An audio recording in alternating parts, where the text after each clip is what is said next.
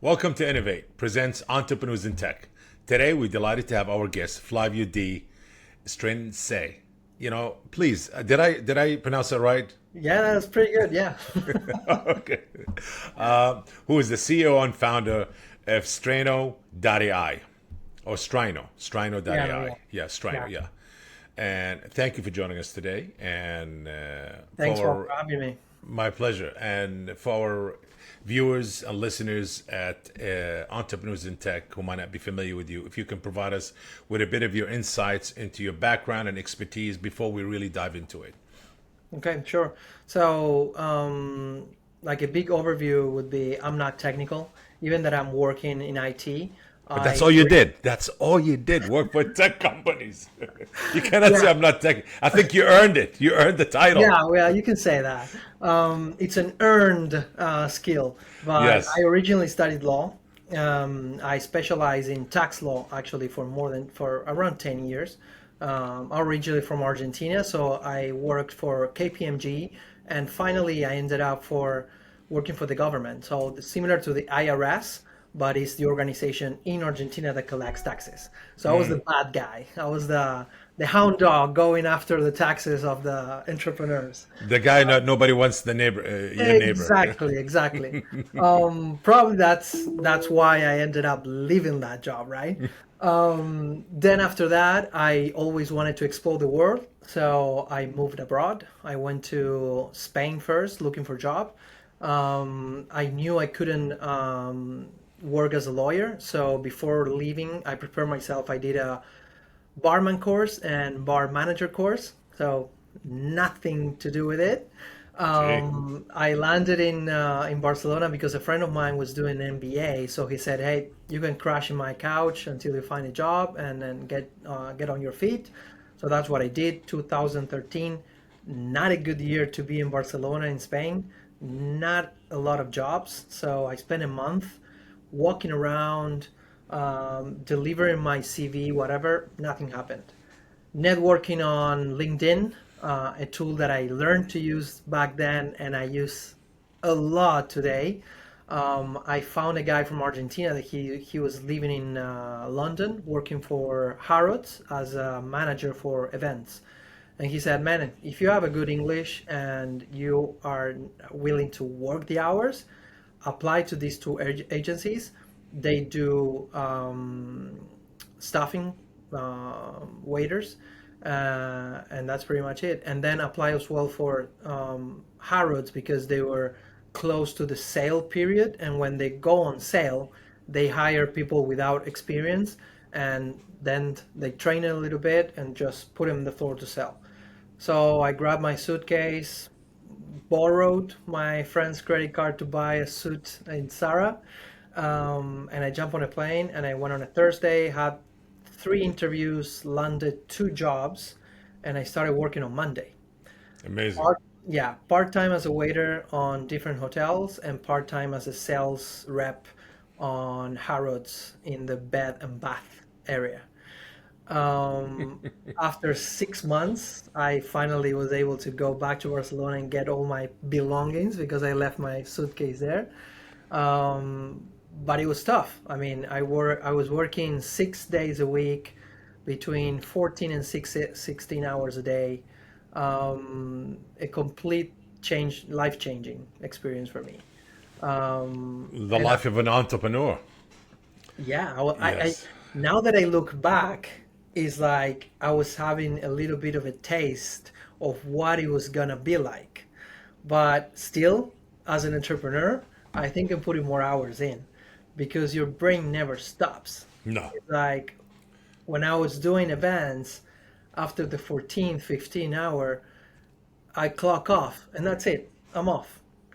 But now I leave the office, I go pick up my kids, and I'm thinking while I'm driving, I'm thinking while I'm talking to them. You're all the time, it's in the back of your head. You Absolutely. cannot. Yes. Yes. Yeah. Yes. Let's start with, in the beginning of your career, what really interests you to get involved in law? So, my mom actually was a big influence in that. So she always wanted to be a lawyer. But life for her didn't work out, so she ended up being a teacher and finally a principal of a school. Um, and I think she passed that that law bug to me. And whenever I was doing tasks like what do you want to do when you grow up, blah blah blah, and in the school they give you tests to see like psychologically where you're leaning towards, and it was always related to that, to social studies, um, law. So I gave it a try, and it went good. So I was living in a small town in Argentina, and I moved to Buenos Aires. To after my brother did because he's older than me. Yeah. Spent my time there, studied law, started working in a couple of companies, and then I progressed from there. Amazing. And then you were working. Let's talk about your work experience at Kodak and at KPMG. Was that here in the States or was it overseas also? No, it was Kodak. always it was as well in Argentina. Yeah. So I was working in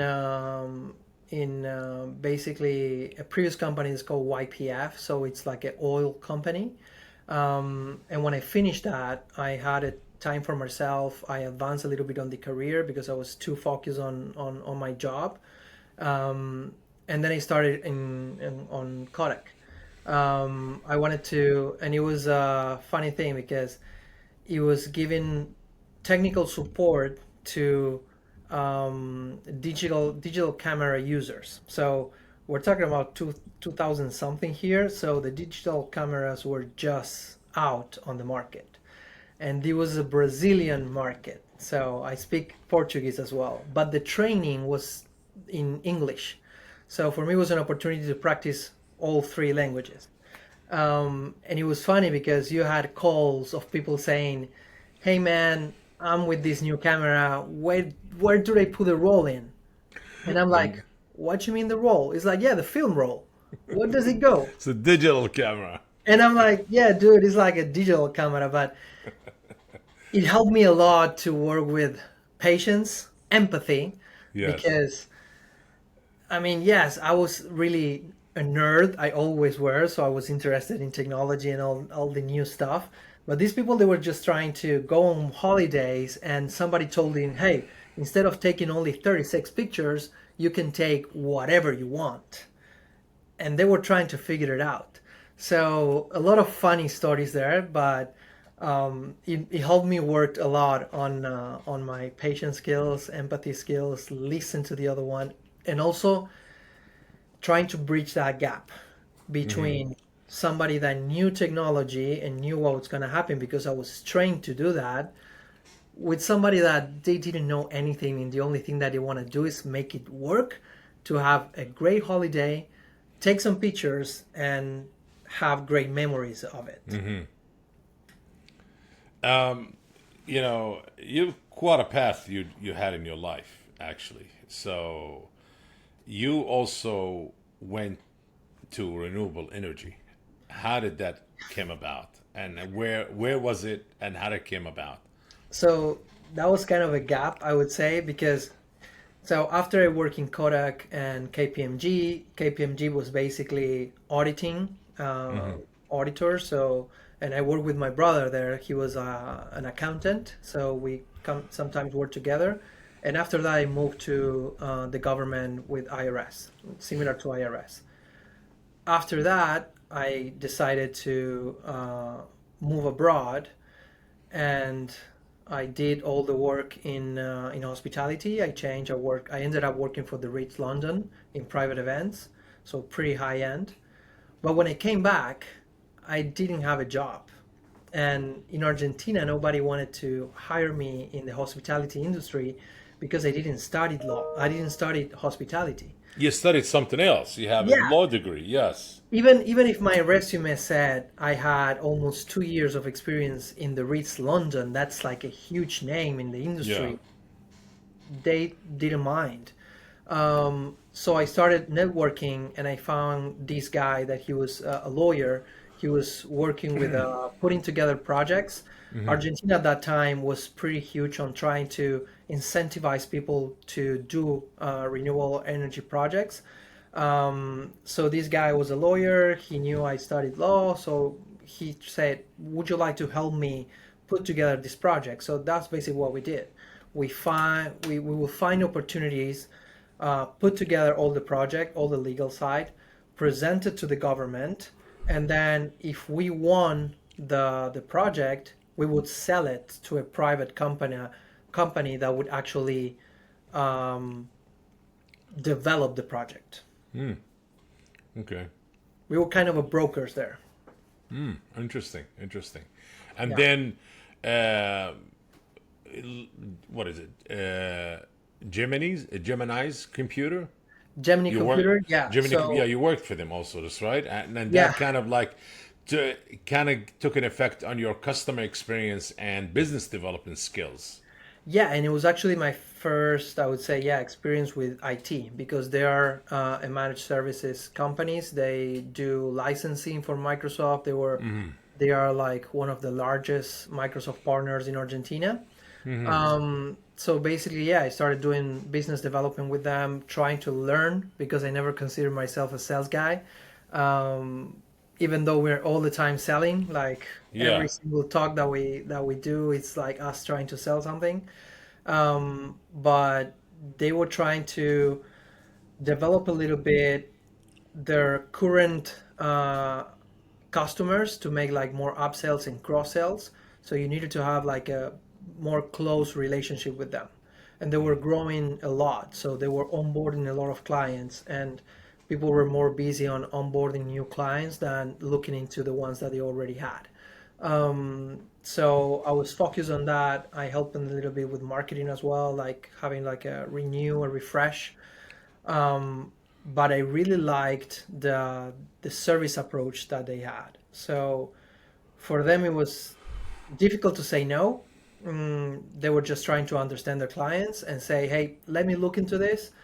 If I cannot solve it, I'll probably point it out to a partner of ours that can solve it, or some platform or some tool or whatever that Yeah. can actually help you do what you're trying to do." Flavio, what were the big takeaways from your time at Thomson Reuters? So with Thomson Reuters, it was funny because all my different works at some point were related with what I studied or what I did. So Thomson Reuters at that time was launching a platform that it was meant for lawyers, for them to manage their cases. So there, I kind of not I was not forced, but I had to understand how to combine my experience in law and how to talk to lawyers at the same level, um, and use the customer experience skills or sales skills that I learned even from Kodak, like listening to the people that I had on the other side and trying to identify the problem and then apply the solution. Because this platform was like pretty much out of the box, and the lawyers had different problems. It was not the first platform to help lawyers out there. So you would have to listen to each one of them and then try to apply that platform in a way to solve that issue. So for me, try doing that. That was the first time that I recognized, or at least that I remember, that I kind of did that blending between two different skills or experiences. I guess you took all of that and you said, hey, all of this experience, the knowledge, the degree I have, I want to start my own brand, my own company. And you started Striano. Yeah, actually, before that, I worked with Consensus.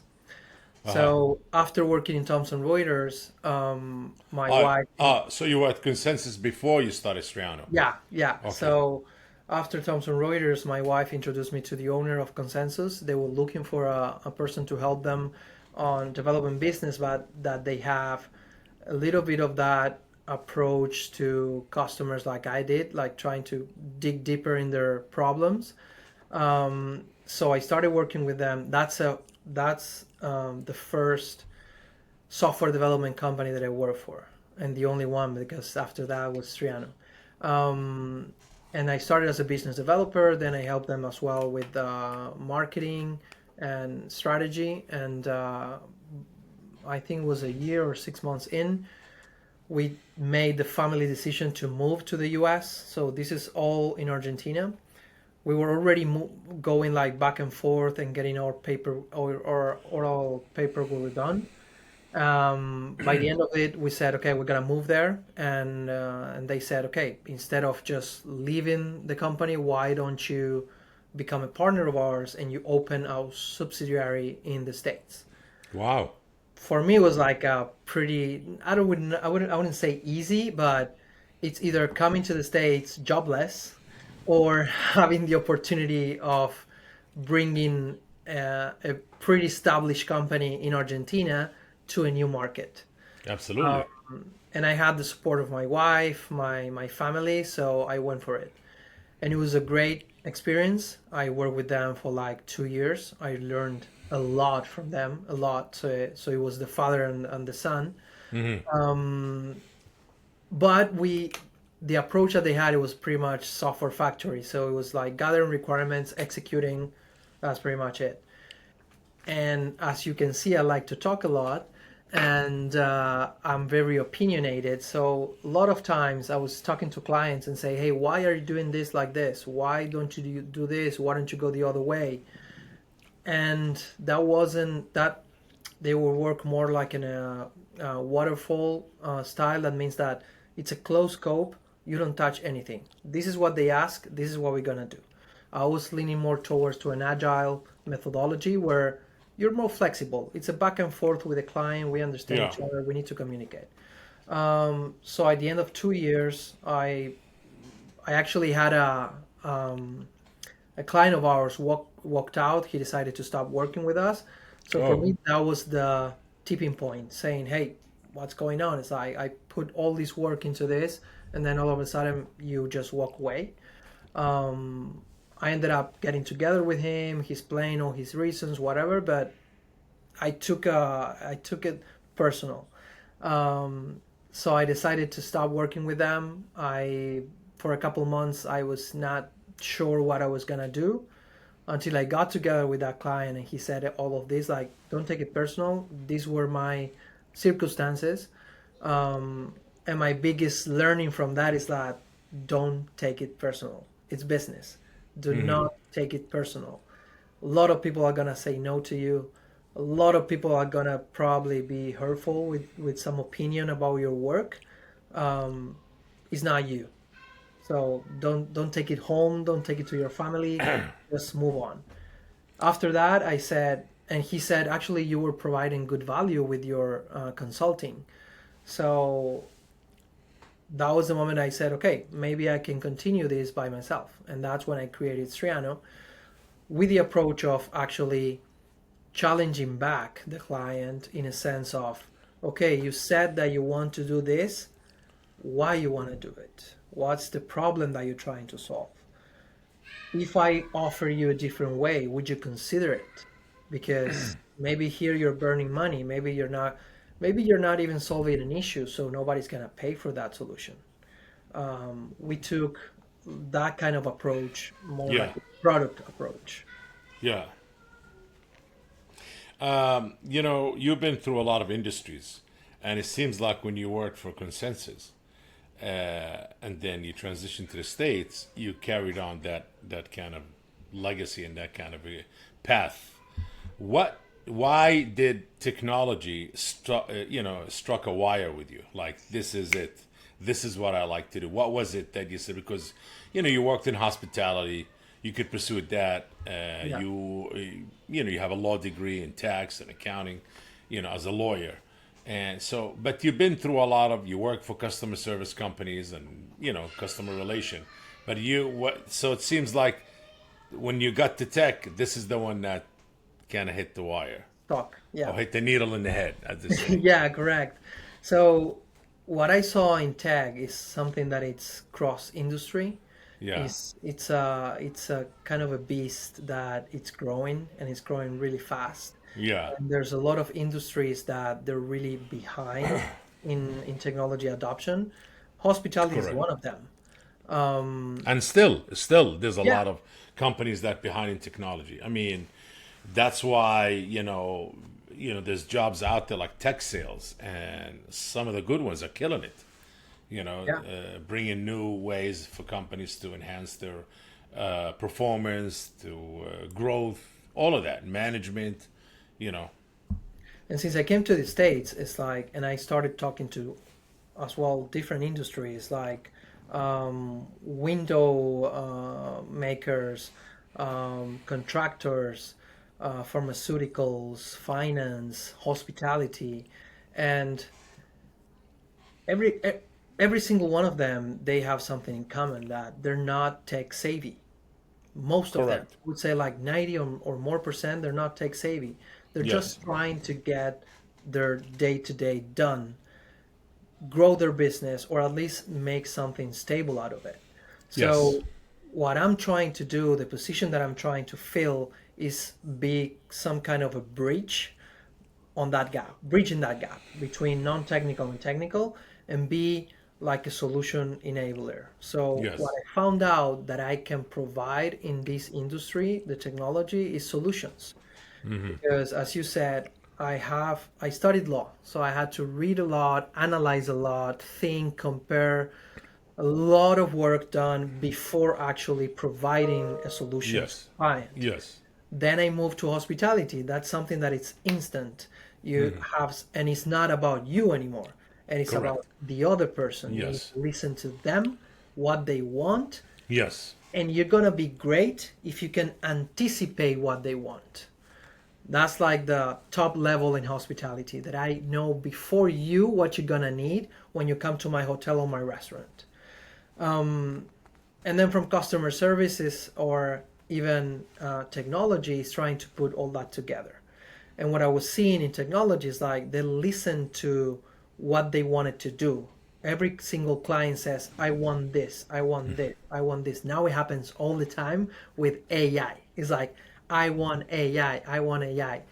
And I'm like, no, what do you really want? What do you really trying to solve?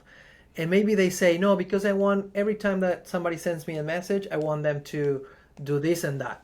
Okay, that's not AI, that's automation. It's gonna be 10 times cheaper and it's gonna give you automatic results. yeah. It's true. The word AI get used loosely a lot lately. A lot. Exactly. Yes, It's a misconception, or also yes, not setting up the right and expectations. and Like marketing yes, out there is like, yeah, you can do everything with AI. No, you cannot do everything with AI. You just need to find what to do, or if for you is useful. So basically, by having that approach on scratching the surface, finding the real problem, we were able to help clients that they were thinking that they needed to go that way, and we made it go the opposite way. Because at the end of the day, they're trying to build a business as well, or they're trying to streamline their internal processes. So if they tell me, hey man, thanks for telling me no on this and suggesting this, because then we improved this, and that by X%. Those are the things that I like to hear about my clients. And the best thing is they refer me. So nowadays, lead generation for me, it's 90% referrals. wow, word of mouth. I mean, do you think that also there's a lot of automation right now also, and misleading a lot of people use the word AI? Yes, yes, I do. And actually, with a client of mine, current client of mine, we had Yeah, like a serious discussion about it because they wanted. So we're implementing an AI with them, yeah, and it might be our mistake, maybe at the beginning, that we were not, I wouldn't say tough, but strict enough to set up expectations, and they had a limit. But there was a misconception of what could be done with AI, because you see, people are exposed to ChatGPT. I don't know, like any other AI model out there, yes, that those are platforms that are available for everybody, and those have layers and layers and layers of development, years of training, and it's super complex architecture. Yeah. They do offer sometimes APIs. It's basically a backdoor to those systems that anybody can open that door and use it to develop their own chatbots or AI. But it comes with limitations. And Correct. that is like if I would connect today to ChatGPT AI, it's impossible that I would do everything that ChatGPT does. And it's amazing what it does. Like I use the pro version of it, and right now they let you create separate models, separate bots, and you can tell, okay, I want a marketeer, I want a sales guy, I want a copywriter, and you Yeah. train them to be that specific role, and you give them context. So as much information as you give them, the better the answer is going to be. Yeah. All of that, Yes. all of that is not possible. It's not available when you, as a software company, custom software development company, are accessing the back door, the API, because it's not a good business for them to give me access to everything that they spend millions on developing. Amazing. They're just gonna give me a little tiny bit Oh of yeah. it, Yeah. and then it's on me or on my clients to make the investment to make it grow as much as they want. Please tell us about the other venture that you co-founded called 101, Room Homes 101. 101. Rooms 101, yes. Yeah, so after a couple of years that I started with this, and actually I ended up writing a book about like a framework, Yeah. which I'm more than happy to share the link so all your Yes. audience can get a free Yes, copy of it. absolutely. Yes. But basically, what I found is like whenever I talk to a client, they were having issues to putting those ideas into paper and explaining it in a way that it's actionable. So I started with a short document, expanding it. It ended up in a book. And I said, I'm going to test this myself. So we create products ourselves. And after several iterations, we ended up with the book because we said, yeah, this is a framework that works. Yeah. And basically, what we did is we first launched a CRM that is called Customers 101, customers101.com. And then we started with PMS because I cannot take out the passion for hospitality out of my head. And I always, when I work at the hotels, I saw the systems and I was like banging my head against the wall saying, I cannot believe that hotels this high level are using software that looks like Windows 3.1. It's They like, need it. So it's they crazy. need a change. Exactly. After COVID, with pandemic, a lot of them, they were forced to accelerate their technology Digital. Yes, the adoption. digital era. Yeah. Yeah, because they were far, far, far behind. Yes.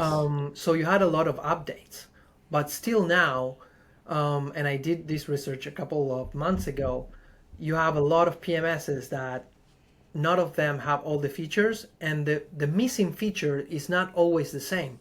If you go to PMS, there's always a different feature. So we dug deeper and saying, hey, it might be a reason behind this. We couldn't find like a really, is it too expensive to make? Is it impossible to make? No. So, okay, let's get it done. And we started doing that. We're focusing on short-term rentals. I recently partnered with a coach, so he's doing coaching on teaching how to So wait start a your sec. business. So wait a second. So you started. So Rooms 101. Is it you got your own little Airbnb venture there? You said because short-term A rental. Is little it bit. short-term like a month or two, or is it Yeah, it's vacation not. rentals? Yeah, so it's not like Airbnb. It's a property management system. It's what it does is like you can upload your properties there, and it's gonna list them in Airbnb, Booking, Expedia, VRBO. Oh, It works like a channel manager. So you amazing. put So it you there. use what's already established, and you Exactly. created a new funnel. It's like, hey, how can I maximize? Like a lot of people Exactly. did with ChatGPT, they created new businesses Exactly. using ChatGPT. So it's like, Because hey, like you have the outlets. Why don't I use them? yeah. Wow. So for me myself, it's like I still manage two properties back in Argentina on Airbnb because I just like it. I enjoy So it. how does Rooms 101 generate their revenue? So every time somebody rent that apartment or room or condo or house on Airbnb, you'll get an immediate kickback, or No, so we haven't launched yet the platform, so it's still in the process. yeah. But ideally, the price model it would be based on amount of properties, not rev share, because people are really reluctant to percentages, Yes. and especially like if you are used to work with Airbnb, Booking.com, and everything, they charge percentages. Oh, so what do? You just take a fee, like It a get yeah, subscription fee? yeah. For us, it would be like a minimum subscription fee based on the amount of properties that you have, and that's pretty much it. But you haven't released it yet. No, The so platform. we are planning, yeah. So we released a live demo, so you can go to the site and play around with it, but it doesn't work. And the launch is set to be by the end of the year, early 2025. So you have your own startup, basically. Rooms 101. Do you have investors, or just bootstrapping it, you and your partner? It's all us. It's all us. This is the way to do it. This is the way to do it. I Yeah. believe in that. This We is you still want gain to more have value. control. Yeah, we still want to Yes. have control over How are you going to get your clients? Tell us. Share with some of our entrepreneurs who's starting their own startups. I mean, your whole life been an entrepreneur because you've been through so many paths, but you still kept your focus, and you have your education and your degree, which helps a lot in your when you get a job as a starting entrepreneur. But what's the plan to get users, clients? So there's a couple of things that you can do Yeah. based, especially if you're launching a new platform. Yeah. So for us, like now we built a website that we are upgrading, and it's creating a waiting list. So you start generating demand before the product is out there. It's all organic. Yeah, for now, yes. Once we start getting closer to the launch date, we're probably going to invest a little bit on ads, but ideally it's organic at first. And you have to start like for entrepreneurs, and this is something that my CMO like tells me every single day. Like when I hired her a couple months ago, Christy said, "Okay, do you mind if I stop every single ad that you're running?" And I'm like, "Not at all. You're gonna be saving me money." But the question is, how you gonna replace those leads? And she said, "We'll do it organically." And I said, "Okay, I'll give you a couple months. Do Let's it. see. Let's see." And actually to, it started a couple steps back when I started putting my face to the brand. Yes. Like this podcast, I would never have thought of doing this because I thought, no, Striano is the brand. Striano needs to sell. All the social media profiles were Striano. And then when I started talking to people, and especially marketing and PR people, everybody told me, man, your brand doesn't have a face. Nobody's gonna people buy from people. So either you put your face to it or you find somebody to use as a face to it. Yes. So that's when I started doing articles, guests as podcasts, Yes. YouTube channel, Yes. short videos, and it started working. It's really because it also generates this is content that we Yeah. can use. Yes. And Absolutely. for me, for these particular platforms, and entrepreneurs out there that are listening, and you're trying to get Yeah. potential users, look around you. It's like that's the first thing. If you detected an issue that you're trying to solve by technology, probably that issue somebody close to you on a Facebook group, on Instagram, whatever, they have the same issue. You start connecting to those people, then all of a sudden you have 10, you have 100, you have 1,000, and it grows. Word of mouth is super big. Otherwise, you just Google. There's a lot of tools and platforms out there that they have potential users or beta user testers that Yes. you get on, you launch your MVP, and you get feedback from them. So, and they're cheap. There's not super expensive. Building the waiting list is another way, or there's something that if you need cash flow as well, there's something that a lot of people are using. It's the lifetime access. You probably have seen this in a couple of platforms that they do this extremely aggressive offer that they're telling you. Airlines used to do it. You know that. Yeah, yeah. So Yeah. it's like you get lifetime access to my platform for, I don't know, $500. Do the numbers. If 100 people pay you that, if 1,000 people pay you Oh that, yeah. it's cash flow. You already funded your own project. You don't need to be Knocking on giving doors. shares or Yes. whatever to other person. You don't lose control over your project. So that's something that a lot of people is doing, but you need to be able to communicate your value really well, and you need something that is already launched, or you offer it before launching for even a cheaper price. I So mean, so you have two businesses basically. One is ready to launch, which is the new startup, Rooms 101, which is handles and works with other, it's more on the management side, taking yeah, people, yeah, current property owners, and make sure these properties are placed everywhere. yeah. So a lot of the owners could, generate, monetize on them. Yeah, and And because my partner, he's a coach, so he yes, actually teaches people how to manage and grow amazing. their business. Basically, for us, the first thing is offer the platform to them. Yes.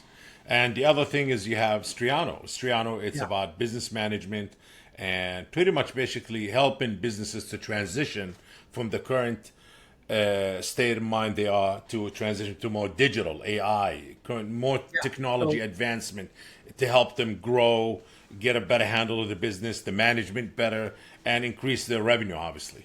yeah, Striano is basically a custom software development company, but we always say that we want to be the But does bridge. Striano actually build the software or Yeah, gives the yeah, we do. advice and the structure and the framework? No, no, Or we we do. also build. Oh, so Yeah, you yeah, have yeah. developers on hand that Yes. work for Striano, whether they're local or overseas, but still you have your team of developers that and you provide services for such companies. Correct. Even if Amazing. it's like as simple as a website, a mobile app, a web app, SaaS platform, whatever they need, we help them think or bring that idea to earth, and then we give them a plan how to execute it. If they want to do it with us, happy to do it. If but otherwise they have a document that is actionable. Got it. So there's two services involved: the actual development itself and the friend and the advice and the consulting Yeah. first, and say, hey, you don't have to commit to us, but this is the service that we offer. It's all yours. Do whatever you want with it. The flux of people that coming into you on Striano, under that company, what do you see in the common request for, as far as technology? Uh, should I? So most of my clients right now, what happened with them is like they had a bad experience with previous providers, Yeah. and we don't take an approach of blaming anyone. It's like we can make mistakes as well. It's all So about mismanagement. I always look at it exactly, this. yeah, I and used to do this before. I used to blame, but then you take a hard look in the mirror and you say it's all mismanagement. How you manage things and how you really gotta, how do you control it? It's your business. How do you manage it? How do you, what the plan that you put to execute? No planning, not it's gonna be a mess, and it's easy to blame. Yes, because the other person they might see it and take advantage. Advantage. Why? Because you put it out there. It's out there. People could see it. yeah, but imagine as well that then that client stops working with you, they go to the next one, and the next one is gonna talk, sorry for the word, but trash about you. Yes. Yes. And it's like it's not ideal. No. So there's a lot of providers out there, there's a lot of clients out there, so there's work for all of us. We just need to find the right, so clients need to find the right provider, and as provider we can also choose, we can choose who we work with. At the beginning maybe not, because as a startup you just need to take on whatever job you can to survive, but once you reach to a level you get to choose. And um, and I don't feel comfortable working with somebody that doesn't trust me, or you see that there's some kind of reluctancy in working with me. So we never put ties, we never put shackles on it. We do documentation. That's something super important, and I say this to everybody, every single call. If you decide not working with us, the next guy that you're gonna talk to, ask for documentation. Because when you finish working with them, if you don't have any documentation, you don't know what they built, you don't know how they Correct. built it. And Yes. when you have to try, and when you try working with somebody new, they're gonna ask for that. They're gonna say, what technology they did it with? What's the architecture? What's the infrastructure? And if you don't have any of those questions, you're basically gonna have to open all doors to them. Yes. They have Yeah. to dive in. They're gonna charge you to dive in and audit everything that you Oh, have. yes. And Yes. then Yes. probably they're gonna tell you, "Hey man, sorry, but we don't work with something that somebody else did because we don't get it." Earn Flavio. money all of the time. Yes. Yes. Correct. Correct. And what type of companies usually come to you? What do you see like the majority of the company coming in? Are they So in the service, hospitality, technology, travel, education? we had, in terms of industries, we are pretty flexible and we had all. So we work with pharmaceutical, laboratories, hospitality, finance, business consulting. But we do see that it's more SMB and startups because what happens is like with bigger companies, so we have the custom software development service that we take charge of everything, Yes. but we also offer staff augmentation. Staff augmentation is basically somebody needing a resource, but I don't manage it. So I just give that person to you. It's yours to manage. Big companies, they normally do that because of NDA, like they don't want to outsource part of the projects because it's like very data sensitive. But then the SMBs and smaller companies, they don't have a budget to hire or to put together a full IT or development team. So basically, with us, for like, I don't know, 240 or 300 hours per month, and that's less than having two resources, you get a full team. Got it. So, because I'm not telling you, hey, Bob, you need to develop a mobile app. Okay, I'm gonna give you a developer. No, I'm gonna give you the functional analyst, the product owner, the UX designer, the developer, the tester. I'm gonna give the full team to you. The only thing you're gonna be worrying about is your idea, what problem are you solving, and your business. That's my goal, for you to forget about the technical stuff. You tell me, hey, my users are telling me that they need to get a notification on their app in color red. Okay, don't worry, I'll get it done. That's what in my head, that's what entrepreneurs need to focus on, their business and how to cater to their clients. All the nuances of the technical stuff, that's my job. That's my responsibility to translate to my team and Yeah. take that burden off my client. So you work with a lot of startups, you said, Yeah. and a lot. What the common mistake that you see a lot of startups make when they come to you seeking to build the technology, that an idea that they wrote it down on a paper and that's what they want, and the idea pretty much basically based on technology, and they start a business based on that technology that you're going to build for them, whether it's going to be a success Yeah. or not. But what's the most common mistakes you see? And it's like, oh, I know this is a waste of money for them, but hey, you know what, I advise them, but I cannot tell people. They have already people invested in them, or they got their corporation set up and their whole staff. They got them. I'm not here to give them the bad news. Yeah. I'm most of the times I'm that guy. But I'm used to it from when I was working collecting taxes. Yeah.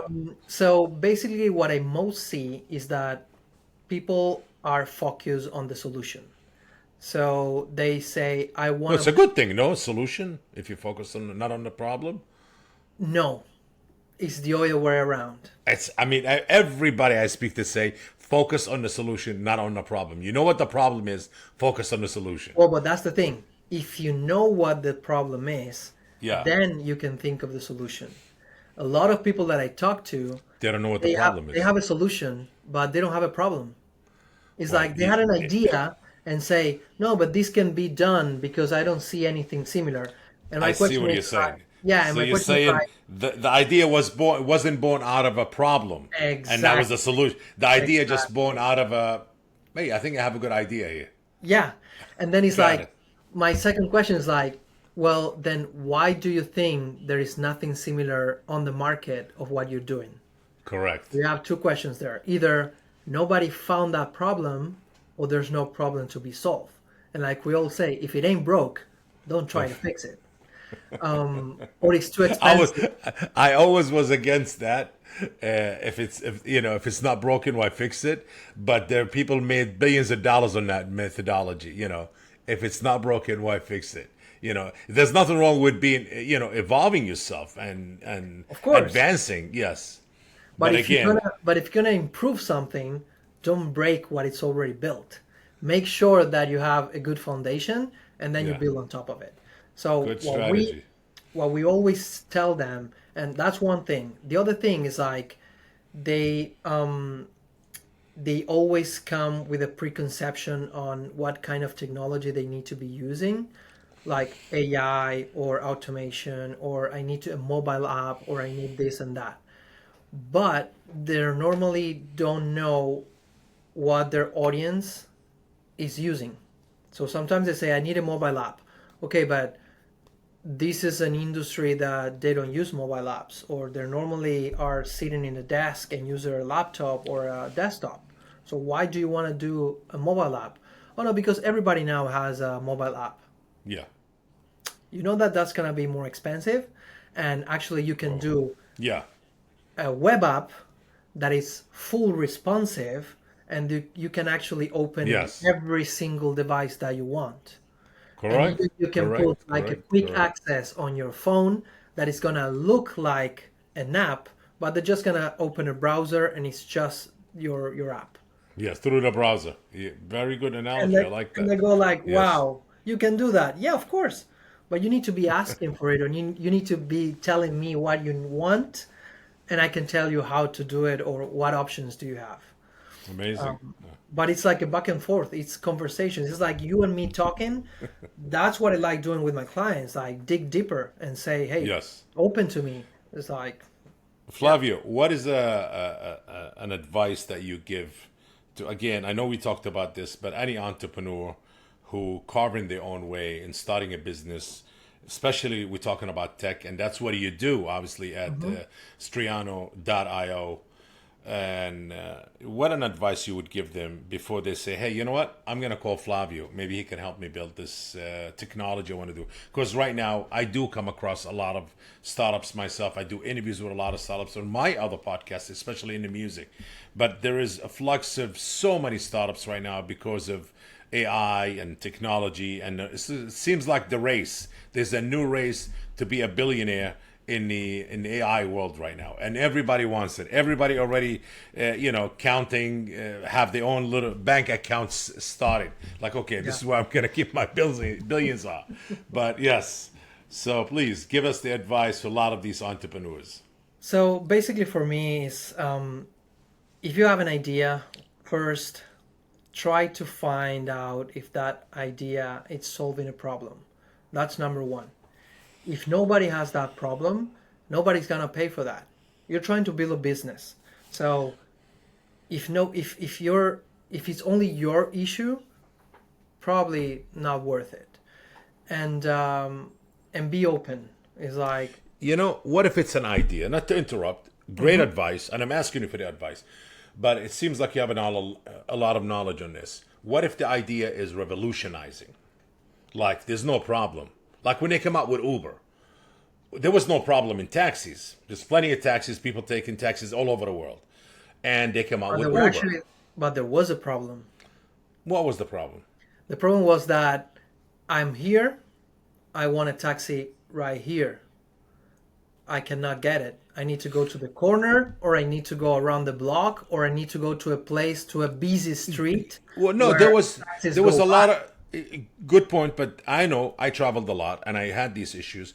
But usually, if you're in a hotel or Airbnb, there's you call up a local taxi service. So it wasn't really that, but the problem wasn't major. You know what I'm saying? It wasn't like it was going. Sure, but it was disruptive. Uber was literally disruptive, revolutionizing. It was, what the hell is Uber? Oh, Uber, anybody could be a cab driver, and you could be in the shower and you need a cab exactly at this time. So okay, I need about half hour to get ready. I'm gonna order my set up my Uber. So what if somebody has a revolutionizing idea and he hasn't seen a problem, but the idea itself, it's kind of disruptive. So Not to interrupt your initial advice, please. no. But what I'm aiming with that is like sometimes you seem like that idea is out of the blue, Yeah, but at some point there was an issue, a problem, or a lack of service or something. So for me, Uber, they found and they had like an amazing team that, or people or founders that they detected a kind of people, a kind of users that they wouldn't want to go out in the rain to pick up a cab. They wanted maybe to enjoy more time with their families until the cab comes. yes, So at some point there was an issue, a problem, or a lack of something, and they brought the solution to them, and then that user base saw the benefit of it and yeah. started expanding and expanding and expanding, and now it's huge. Like It's Airbnb. There was no shortage of hotels. exactly There was always hotels. Sure, it created a new industry. Literally, it uplifted the real estate industry. Like so many people got involved in owning properties that who never thought of owning properties. like, So and I just to have more information, but I just googled the yeah, solving problem for Uber, and yeah, what they said is like basically the Uber founders, their yeah. marketplace, they solved the problem or of hailing a taxi. Okay, okay.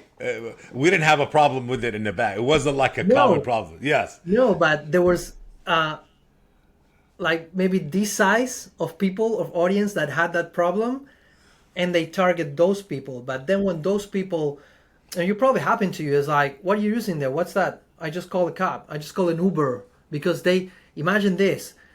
You're not telling I call a cab.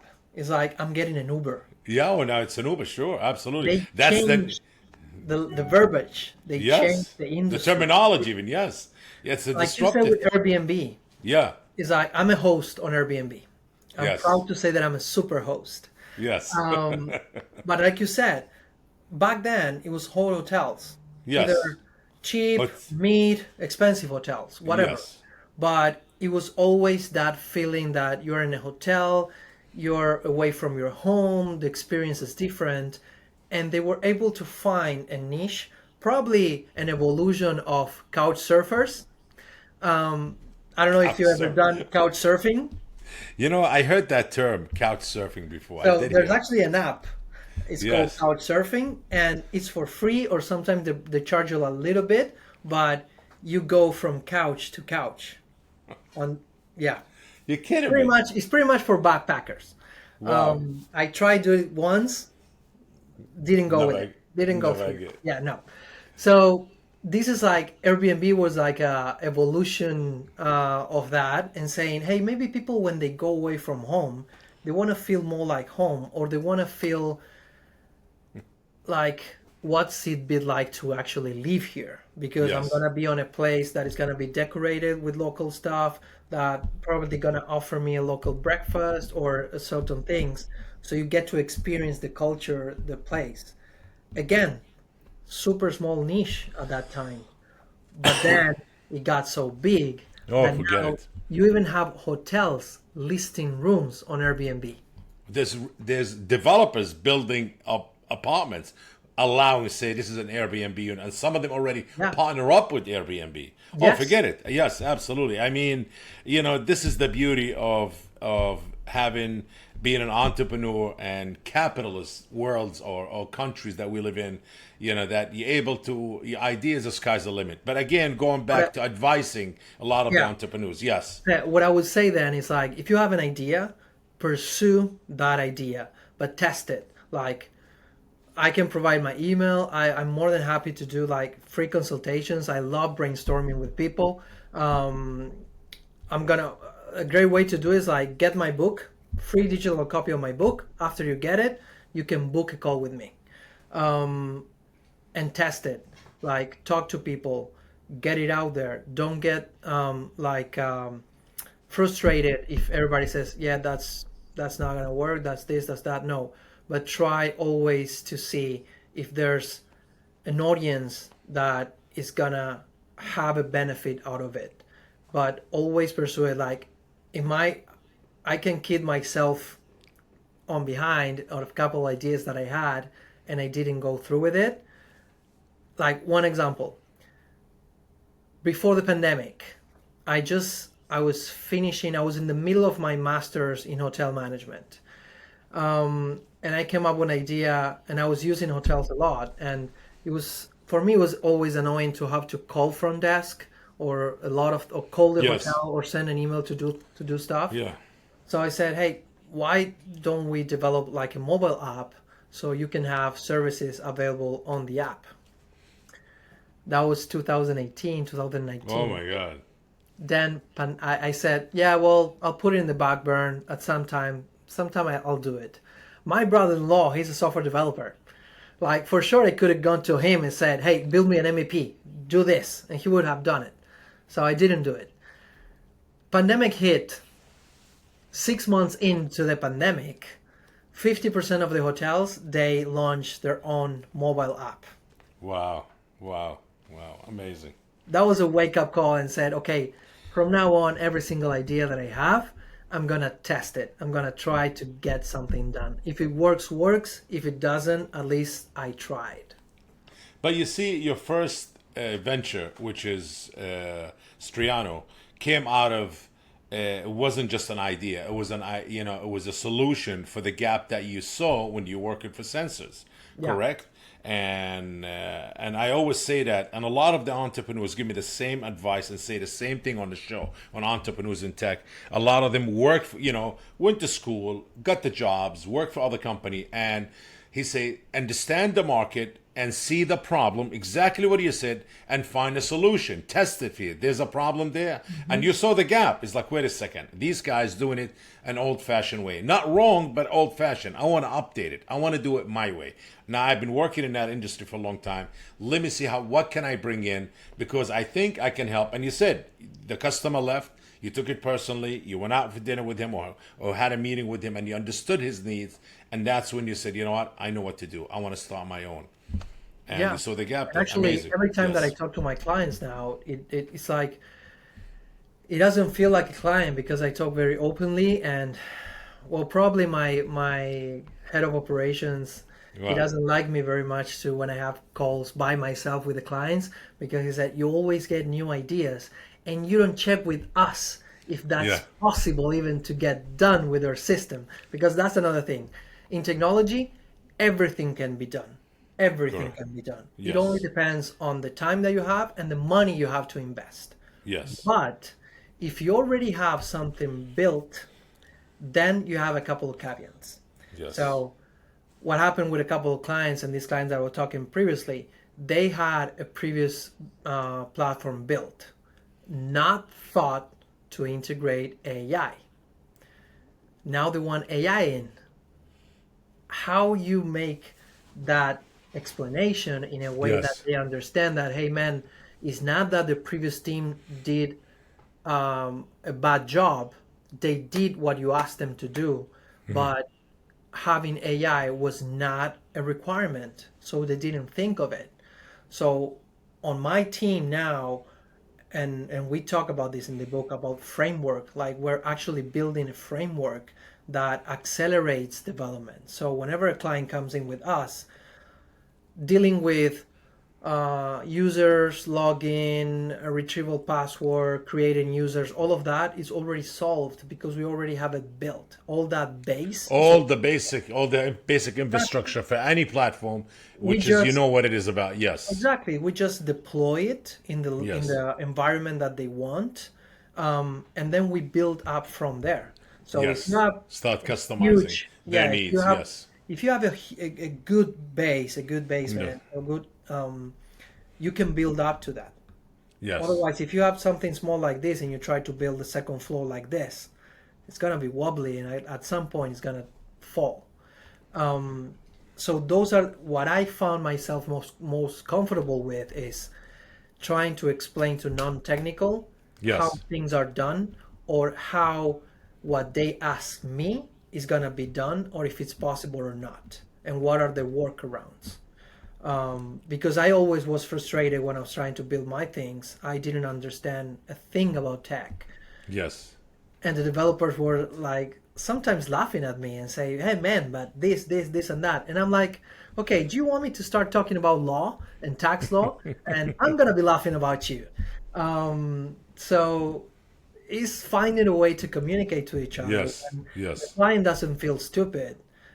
He feels listened to. He feels understood, Yes. and that you're getting what they're trying to do. That's, I talk to my POs, my product owners, and functional analysts. It's like that's our number one goal.